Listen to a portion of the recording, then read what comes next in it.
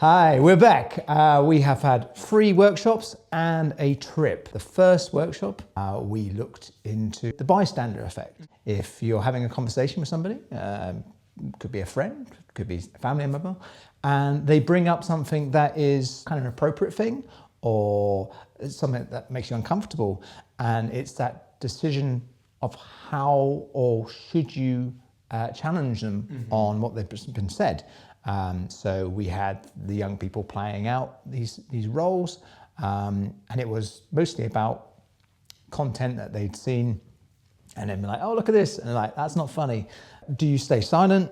Do you challenge? Do you report?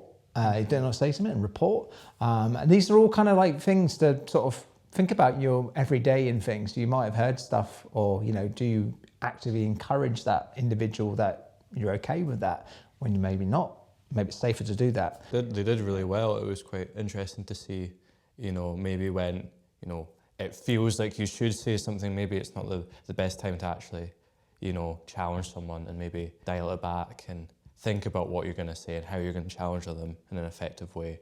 Assessing, have you got the skills to challenge them? One thing that we are constantly doing, not really initially giving any kind of like our own personal accounts, is very much saying, tell me more. I want to hear from you, like, why is that the way you think that's funny, or where's this coming from? So I think that is a really good way to actually explore something that somebody's saying or showing you, is to actually get more information to why that is, to the point whereby essentially an individual could easily unravel their whole argument, because the fact that they've just explained away to the thing like, well, what you just said does not really make sense. So you've kind of debased your kind of argument and things. But as ever, it's being cautious as well. Like, that person isn't then going to become aggressive or doing anything as a result of you asking these questions.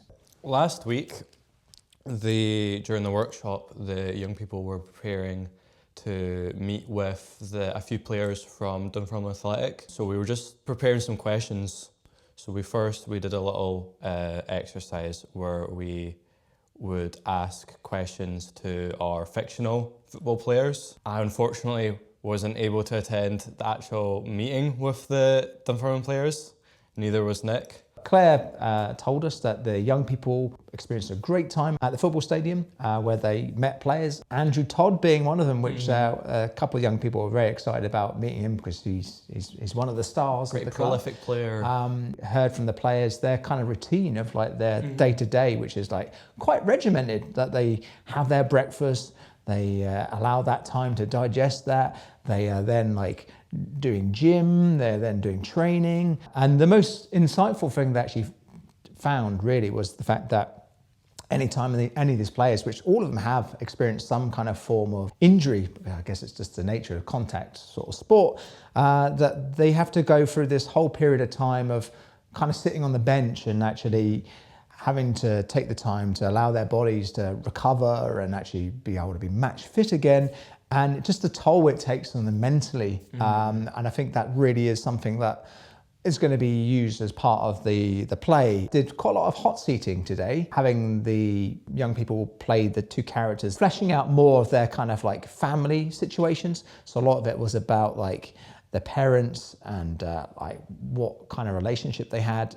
And then we also had the really kind of quite intense kind of conversation about the players' first reaction to the violence that will potentially happen in the narrative. We had the characters saying that they were one of the few people that try to hold back the attacker, trying to make sure people were safe, and then witnessing the other football player kind of run off and kind of think about themselves, which, the young people kind of recognise, which is it's quite understandable, especially this character is 17 years old. But the other character, we kind of said they had a lot of resentment for that 17-year-old player for running away, because they didn't stay back and help those in need. Saying, I don't think they were any better than the attacker, which was just like, wow. Could have been cut so much shorter if they had intervened alongside me. And it was very much this kind of concept of being like, I'm a man, and I had to deal with that situation, which then will bring us on to a video we did watch at the end of the session, which was Andrew Tate. And Piers Morgan. Andrew Tate being asked questions by Piers Morgan. Well, I say asked questions, I mean, most of the airtime was mostly Andrew Tate just controlling the way the conversation were added, being very defensive, being very kind of, in my opinion, quite aggressive. Yeah. Very performative in front of the camera, and he's sitting like that for the whole thing and getting really angry and speaking. He's very careful with his words, and I think some of the young people kind of recognised how charming he can be and how charismatic he is on camera, but once you kind of pick apart what he's saying, that there are holes and there are flaws in what he's saying. Two different young people like responding to this this question about like, what did you think of that? One being very much like, well, he came across quite confident to me, and he seemed to be making quite a few kind of valid points and things. And then the other one was very much saying, I was kind of forewarned by my parents that, you know, Andrew Tate is part of this manosphere kind of conversation.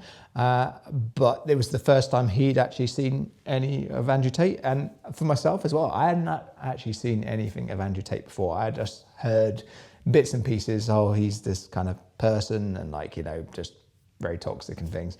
But this young man was basically saying like, yeah, it's almost reaffirmed like my kind of pre-impressions of like what I'd think he'd be like, you know, just being like argumentative and using deflection. I think a lot of it as well. I kind of got the sense of. But yeah, the young people as ever are very much sort of steering the kind of building blocks of these characters and the kind of overall narrative that we're putting together. And we're hoping into next week that we're going to be starting getting to act out scenes that could potentially be written up over Christmas. We had a few young people mention that they want to make some cameos in the play, which I thought was quite interesting actually. I don't know why I expected a lot of them to be like, oh, you know, I don't want to be in it sort of thing, but it's quite nice to see. A couple of them have interest in acting, but also I think as well, it must be that kind of feeling of like, this will continue, and like they want to actively kind of continue to be part of it, especially even like when's tickets going on sale, which will probably be like January, February time, that tickets will be on sale. There will be a large amount of performances that will be done just for the schools and things, but there will be like 2 public performances, so it's exciting.